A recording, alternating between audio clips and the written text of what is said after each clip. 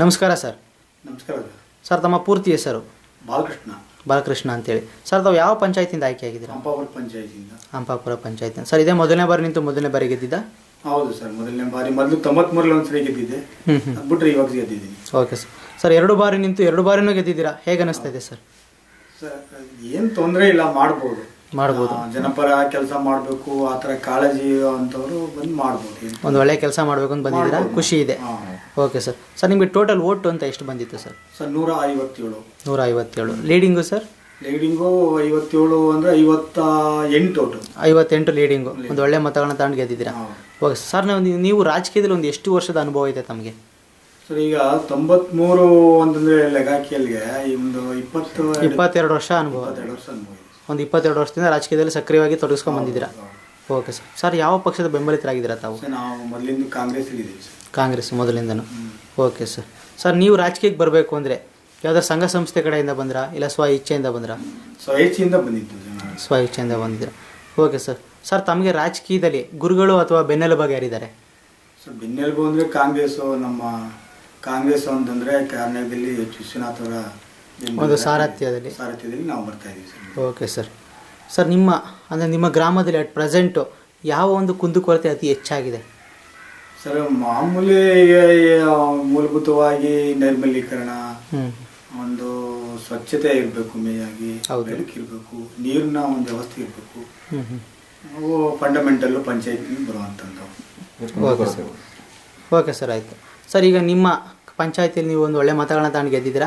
ನಿಮ್ಮ ಗ್ರಾಮಸ್ಥರು ನಿಮ್ಮ ಹತ್ರ ಬಂದು ಯಾವ ಒಂದು ಕುಂದುಕೊರತೆ ಅತಿ ಹೆಚ್ಚಾಗಿದೆ, ಇದನ್ನು ಸ್ವಲ್ಪ ಕೆಲಸ ಮಾಡಿಕೊಡಿ, ನಮಗೆ ಇದನ್ನು ದೂರ ಮಾಡಿ ಸಮಸ್ಯೆಯಿಂದ ಅಂತ ಕೇಳ್ಕೊತಾರೆ?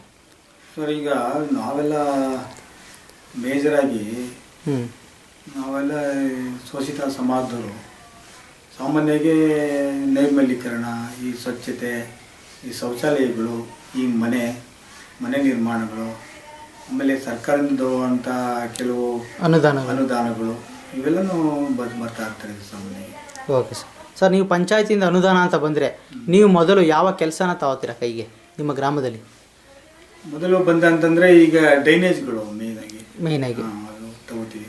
ಆಮೇಲೆ ಇಲ್ಲದವ್ರಿಗೆ ಮನೆಗಳು ಒಂದು ಸ್ವಲ್ಪ ಬೇಕಾಗ್ತದೆ. Okay sir.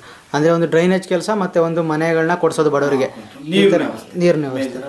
Okay sir. ಅಂದರೆ ಒಂದು ಮೂಲಭೂತ ಸೌಕರ್ಯಗಳ ಕೊರತೆ ಏನಿದೆ ಅದನ್ನು ನಿವಾರಣೆ ಮಾಡಬೇಕು ಅಂತ ಅಂದ್ಕೊಂಡಿದ್ದೀರಾ. Okay sir. ಸರ್, ನೀವು ಇವತ್ತೊಂದು ಪಂಚಾಯತಿಲಿ ನಿಂತು ಒಂದು ಒಳ್ಳೆ ಮತಗಳನ್ನ ತೊಗೊಂಡು 2 ಬಾರಿ ನಿಂತು 2 ಬಾರಿ ಗೆಲ್ಲಬೇಕು ಅಂದರೆ ನಿಮ್ಮ ಸ್ನೇಹಿತರಾಗಿರ್ಬೋದು ಮತ್ತು ಬೆಂಬಲಿಗರಾಗಿರ್ಬೋದು, ಕಾರ್ಯಕರ್ತರಾಗಿರ್ಬೋದು, ಸಪೋರ್ಟ್ ಮಾಡಿರ್ತಾರೆ. ಅವರಿಗೆಲ್ಲ ಈ ಸಂದರ್ಭದಲ್ಲಿ ಯಾವ ರೀತಿ ಒಂದು ಧನ್ಯವಾದ ಹೇಳಕ್ಕೆ ಇಷ್ಟಪಡ್ತೀರಾ? ಸರ್, ಅವ್ರ ಸಹಕಾರ ಇಲ್ಲೇ ನಾವೇನು ಗೆಲ್ಲಕ್ಕಾಗೋದಿಲ್ಲ. ಎಲ್ಲರ ಸಹಕಾರದಿಂದ, ಎಲ್ಲ ಸಾಮರ್ಥ್ಯದಿಂದ ಗೆಲ್ಲೋದು. ಹೌದು. ಅವ್ರಿಗೆಲ್ಲ ನಾವು ಧನ್ಯವಾದಗಳು ಹೇಳಲೇಬೇಕು. ಅವರಿಲ್ಲ ಅಂತಂದ್ರೆ ಒಂದು ನಾಯಕತ್ವ ಆಗಲ್ಲ, ಒಂದು ಮೆಂಬರ್ ಆಗೋಲ್ಲ.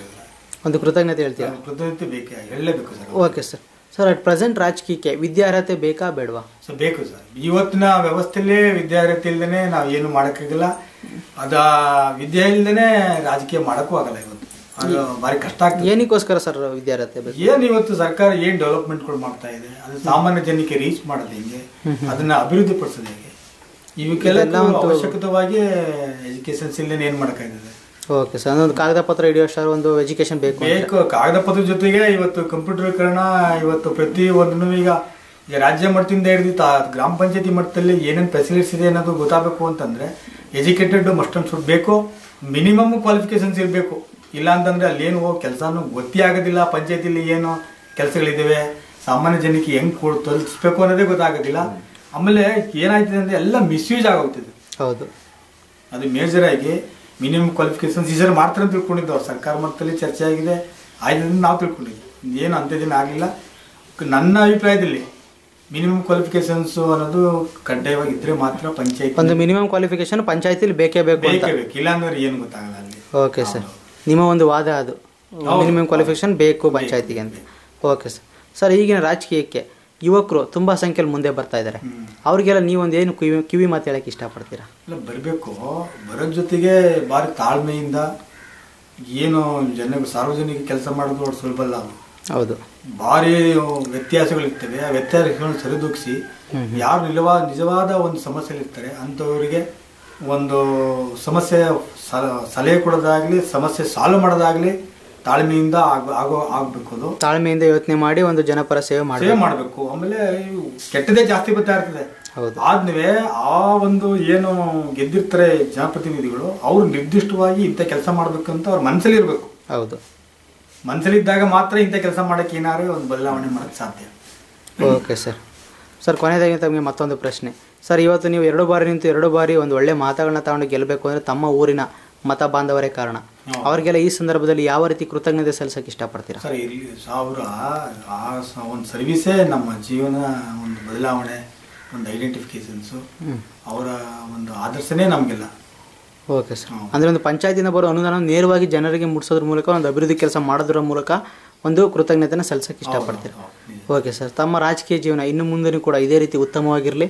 ಹಾಗೂ ನೀವು ಇಷ್ಟೊತ್ತು ನಮ್ಮ ಜೊತೆ ದಯಮಾಡಿ ಫ್ರೀ ಮಾಡಿಕೊಂಡು ಒಂದು ಮನದಾಳದ ಮಾತುಗಳನ್ನು ಹಂಚಿಕೊಂಡಿದ್ದಕ್ಕಾಗಿ ತುಂಬ ಹೃದಯದ ಧನ್ಯವಾದಗಳು ಸರ್. ನಮಸ್ಕಾರ. ನಮಸ್ಕಾರ.